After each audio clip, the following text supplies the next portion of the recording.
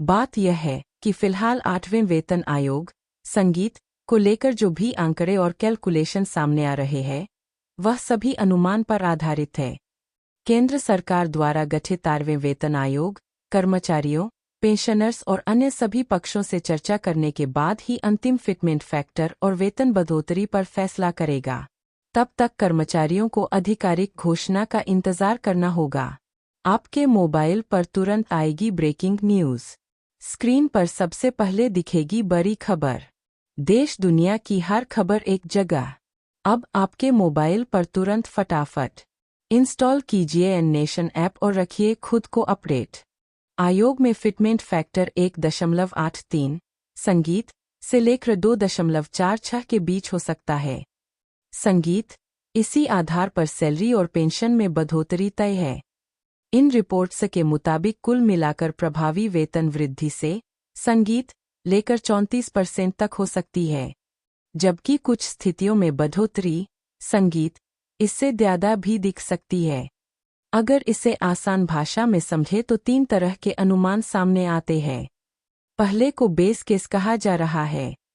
इसमें अगर फिटमेंट संगीत फैक्टर 1.83 रखा जाता है तो कर्मचारियों की सैलरी में कर ही 14% की बढ़ोतरी संगीत हो सकती है। दूसरा मीडियन केस है, जिसमें फिटमेंट फैक्टर 2.15 संगीत माना जा रहा है। इस स्थिति में सैलरी और पेंशन में लगभग 34% तक की बढ़ोतरी संभव है।